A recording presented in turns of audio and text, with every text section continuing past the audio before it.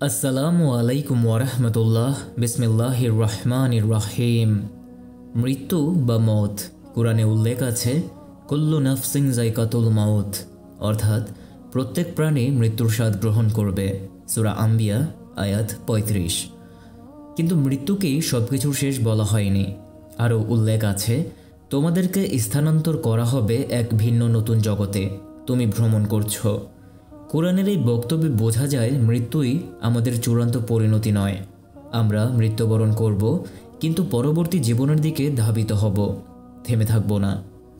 মানুষের মৌতের আগে যখন মালাকুল মউত রুহু কবজ করেন, তখনও মৃত ব্যক্তি বুঝতে পারে। মৃত ব্যক্তির লাশ কবরে দাফনের পর তোমার রবকে, তোমার ধর্ম বা দিন কি, তোমার নবী বা রাসূলকে, এই তিনটি প্রশ্ন এবং উত্তরের জন্য কবরের মৃত ব্যক্তিকে তাৎক্ষণিকভাবে প্রাণ ফিরিয়ে দেওয়া হয়। ওই সময় শুধু নাভি পর্যন্ত জ্ঞান বা চেতনা শক্তি থাকবে। নাভির নিচ থেকে বাকি অংশ প্যারালাইজডের মতো চেতনাহীন থাকবে। নাকির এবং মুনকার ফেরেশতাদ্বয় মৃত ব্যক্তির সওয়াল এবং জবাব শেষে পুনরায় রূহ কবজ করবেন, অতঃপর পুনরায় মৃত্যু হবে। সূরা আবাসাতে মহান আল্লাহ রাব্বুল আলামিন ঘোষণা করেন যে সুম্মা আমাতাহু ফাআকবারাহু, অতঃপর মৃত্যু দেন এবং তাকে কবরস্থ করেন। সুম্মা ইযা শাআ আনশারাহু, অর্থাৎ অতঃপর যখন তিনি ইচ্ছা করবেন আবার পুনরুজ্জীবিত করবেন। সূরা আবাসা। মানুষের জীবিত আত্মা রূহ এবং দেহ মিলেই মানুষের জীবন। আর রূহ যদি আলমে আরওয়াহ এর জগতে চলে যায়, তাহলে এই দেহটা নিষ্প্রাণ, অর্থাৎ মৃত। শরীরের যে কোনো একটা অংশে আঘাত পেলে মানুষ কষ্ট পায়, যন্ত্রণা ভোগ করতে হয়। মানুষের শরীরের আসল অংশ হলো রূহ। সেই রূহ বের হয়ে আলমে আরওয়াহ অর্থাৎ রূহের জগতে গিয়ে যদি সিজ্জিনে আযাবে পতিত হয়, তাহলে সেই দেহ তথা জিসমের ওপর সেই আযাবটা বর্তায়। কেননা কিয়ামতের দিবসে কবরের সেই নিষ্প্রাণ দেহকে প্রাণ দিয়ে কবর থেকে পুনরুজ্জীবিত করা হবে। মহান আল্লাহ রাব্বুল আলামিন সূরা মুতাফফিফিনের ১৮ এবং ১৯ নং আয়াতে ইরশাদ করেন যে কখনো নয়, নিশ্চয় নেককার মুমিনের আমলনামাসমূহ থাকবে ইলিয়েনে। আপনি কি জানেন ইলিয়েন কি? হযরত আব্দুল্লাহ ইবনে আব্বাস রাদিয়াল্লাহু তাআলা আনহু বলেন, ইলিয়েনের অর্থ হলো জান্নাত, অর্থাৎ সপ্তম আসমানের নিচে আরশের নিচে অবস্থিত স্থানকে বলা হয় ইলিয়েন। নেককার মুমিনের রূহটা মৃত্যুর সঙ্গে সঙ্গে এই ইলিয়েনে চলে যায়। তাফসির ইবনে কাসির, তাফসির বাইজাবি। আল্লামা ইবনে কাসির রহমাতুল্লাহি আলাইহি আরও বলেন, ইলিয়েন শব্দটি উলুন ধাতু থেকে নির্গত, অর্থাৎ উঁচু স্থান। যখন কোনো জিনিস ওপরের দিকে ওঠে তখন সেটা সম্মানিত হয়ে যায়, মহামূল্যবান হয়ে যায়।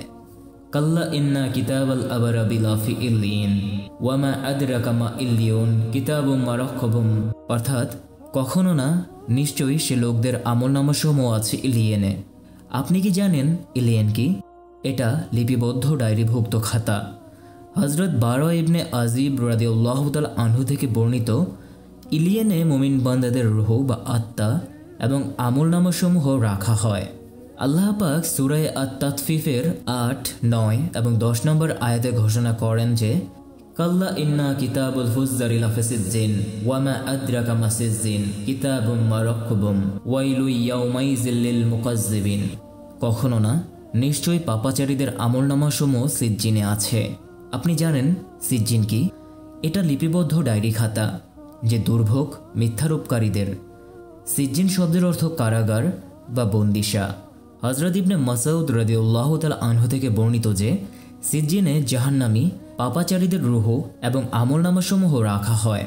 হযরত ইবনে কাসির রহমাতুল্লাহি আলাইহি হযরত ইবনে রাজাব রহমাতুল্লাহি আলাইহির অধিক সংখ্যক হাদিসে বর্ণিত করেন যে জাহান্নামীদের জন্য সিজ্জিন বা শাস্তিখানা, বন্দিখানা হলো ৭ নম্বর জমিনের নিচের স্থান। যেমন ৭ আসমান এবং ৭ জমিন। ৭ নম্বর আসমানের উপর উঁচু সম্মানিত স্থান, মর্যাদাওয়ালা জায়গা হলো নেককার মুমিনের জন্য, আর জমিনের ৭ নম্বর নিচের স্থান হলো বদকার পাপাচারী জাহান্নামীদের স্থান, আর সেই জায়গাকেই বলা হয় সিজ্জিন। সুতরাং মৃত্যুর পরপরই আলমে আরওয়াহ অর্থাৎ রূহের জগৎ এবং আলমে বারজাক অর্থাৎ কবরের জগৎ একত্রিত হয়ে মহান আল্লাহর নির্দেশক্রমে রূহের উপর বিচার কার্যক্রম শুরু হয়ে যায়। আর রূহটা হলো মানুষের দেহের মূল চালিকা শক্তি। রূহ থাকলে মানুষ বেঁচে থাকে, আর রূহ না থাকলে মানুষ মারা যায়। রূহ যদি ইলিয়েনে অবস্থান করে তাহলে সেই ব্যক্তি কবরের জিন্দেগিতে আরাম তথা সুখ শান্তিপূর্ণ অবস্থায় থাকবে। আর রুহু যদি সিজ্জিনে চলে যায় তাহলে সেই ব্যক্তির কবরের জিন্দেগি আযাবদায়ক হয়ে উঠবে। কবরের সঙ্গে মৃত ব্যক্তির রুহু খুব অঙ্গাঙ্গিভাবে সম্পৃক্ত। রাসূল পাক সাল্লাল্লাহু আলাইহি ওয়াসাল্লাম একদা কবরস্থানের পাশ দিয়ে যাওয়ার সময় একটা কবরের আযাব হচ্ছে বুঝতে পেরে তিনি ওই কবরে মৃত ব্যক্তির কবরের বুক বরাবর একটা তাজা কুল গাছের ডাল ভেঙে ওই আযাবকৃত কবরের ওপরে ওই কুল গাছের ডালটি পুঁতে দিলেন। অতঃপর দোয়া পাঠ করলেন, আল্লাহুম্মা সাকাল্লাহু সারাহু ওয়া জায়ালাল জান্নাতা মাসাওয়াহু।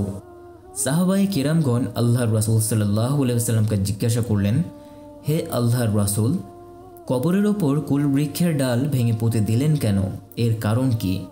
তদুত্তরে আল্লাহর রাসূল সাল্লাল্লাহু আলাইহি ওয়াসাল্লাম বললেন যে ওই কবরে মৃত ব্যক্তির ওপর আযাব হচ্ছে, আর তাজা বৃক্ষের ডালটি ওই কারণেই পুঁতে দিলাম যাতে বৃক্ষরাজি লতাপাতাও মহান আল্লাহর জিকিরে লিপ্ত থাকে।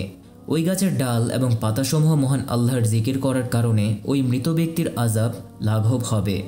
এটি মুতওয়াতির হাদিস অথবা দুর্বল হাদিস হলেও আযাবুল কবরি হাক্কুন, অর্থাৎ কবরের আযাব সত্য, এতে কোনো সন্দেহ নেই। মূল কথা হলো রুহু স্তর অনুসারে বারজাখে অর্থাৎ মৃত্যুর পরের জীবন বিভিন্ন স্থানে অবস্থান করে। কোনো রুহু ঊর্ধ্ব জগতে সর্বোচ্চ ইলিয়েনে অবস্থান করে, এগুলো হলো নবীদের রুহ। তাদের রুহ পরস্পর মর্যাদার অনুসারে বিভিন্ন স্থানে অবস্থান করে, যেমন নবী করিম সাল্লাল্লাহু আলাইহি ওয়াসাল্লাম মিরাজের রাতে দেখেছেন। আবার কিছু রুহ সবুজ পাখির পাকস্থলিতে করে জান্নাতের যেখানে ইচ্ছা সেখানে উড়ে বেড়ায়, এগুলো শহীদের আত্মা। আবার কারো রুহ জান্নাতের দরজায় অবস্থান করবে, যেমন ইবনে আব্বাস রাদিয়াল্লাহু তাআলা আনহু থেকে বর্ণিত হাদিসে এসেছে, শহীদরা জান্নাতের দরজায় দীপ্তমান নহরে সবুজ গম্বুজ বিশিষ্ট স্থানে থাকবে। সকাল সন্ধ্যা তাদের জন্য জান্নাত থেকে খাবার আসবে। মুসনাদে আহমদ হাদিস 2390, সহিহ ইবনে হিব্বান হাদিস 4658।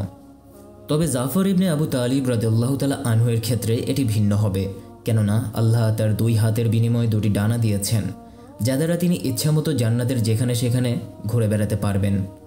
আবারও কার রুহ জমিনে আবদ্ধ থাকে, তার রুহ ঊর্ধ্ব আসমানে যাবে না, কেননা এসব রুহ জমিনের নিম্নে থাকার রুহ। জমিনের অবস্থানরত রুহগুলো আসমানে অবস্থানরত রুহুর সঙ্গে মিলিত হবে না, যেমন আসমানে অবস্থানরত রুহগুলো জমিনে অবস্থানরত রুহের সঙ্গে মিলিত হবে না। যেসব রুহ দুনিয়াতে রবের পরিচয় লাভ করেনি, তার ভালোবাসা অর্জন করেনি, তার জিকির করেনি, তার সঙ্গে বন্ধুত্ব অর্জন করেনি, তার নৈকট্য লাভ করেনি ইত্যাদি রুহ হলো জমিনে অবস্থানরত রুহ। মৃত্যুর পরে শরীর থেকে তাদের রুহ বের হলে তা জমিনেই অবস্থান করবে। এভাবে ঊর্ধ্বমুখী নফস, যা দুনিয়াতে আল্লাহর ভালোবাসা, জিকির, নৈকট্য লাভ ও বন্ধুত্ব স্থাপনে সর্বদা ব্যস্ত ছিল, সেগুলো শরীর থেকে আলাদা হওয়ার পরে তা উপযোগী ঊর্ধ্ব জগতের রুহুর সঙ্গে মিলিত হবে। ব্যক্তি যাকে ভালোবাসে তার সঙ্গে বারজাখে ও কিয়ামতে থাকবে। আল্লাহ তাআলা বারজাখে ও কিয়ামতের দিন রুহগুলোকে একে অন্যের সঙ্গে মিলিত করে দেবেন। তিনি মুমিনের রুহ তার অনুরূপ মুমিনের রুহের মধ্যে প্রবেশ করাবেন। অতএব মৃত্যুর পর রুহ শরীর থেকে আলাদা হলে তার আমল অনুযায়ী তার আকৃতির উপযোগী ও সমজাতীয় রুহের সঙ্গে থাকবে, তখন সেখানে তাদের সঙ্গে থাকবে। আবার কিছু রুহ জিনাকারী ও জিনাকারীদের সঙ্গে থাকবে। কিছু রুহ রক্তের নদীতে সাঁতার কাটবে, কিছু রুহকে পাথর গ্রাস করবে। অতএব সব রুহ একই স্থানে সুখে বা দুঃখে থাকবে না, বরং কিছু রুহ ইলিয়ানের সর্বোচ্চ ঊর্ধ্ব জগতে থাকবে, আর কিছু রুহ জমিনের নিম্ন স্তরে থাকবে, আর সেটাকে বলা হয় সিজ্জিন। ইমানদারের রুহ থাকবে ইলিয়ানে, আর পাপী ও অবিশ্বাসীদের রুহ থাকবে সিজ্জিনে। সুপ্রিয় দর্শক, আশা করি আপনারা খুব সুন্দর করে বুঝতে পেরেছেন মানুষের মৃত্যুর পর তাদের রুহ কোথায় যায় এবং কী অবস্থাতে থাকে। আল্লাহ তাআলা মুসলিম উম্মাহকে কোরআন সুন্নাহ ভিত্তিক জীবন পরিচালনার তৌফিক দান করুন, অন্যায় পরিহার করার তৌফিক দান করুন, মৃত্যুর পর কবরের জিন্দেগিতে উত্তম স্থানে অবস্থান করার তৌফিক দান করুন, হাসরের দিন ডান হাতে আমলনামা লাভ করে পরকালের চিরস্থায়ী জীবনের সফলতা লাভ করার তৌফিক দান করুন, আমিন। সুপ্রিয় দর্শক, আমাদের আজকের ভিডিওটি এই পর্যন্তই। ভিডিওটি ভালো লাগলে লাইক করবেন, কমেন্টে আমি লিখে যাবেন, সবার সাথে বেশি করে শেয়ার করবেন, চ্যানেলটি সাবস্ক্রাইব ও বেল আইকনে ক্লিক করে আমাদের পাশেই থাকবেন। আল্লাহ হাফেজ।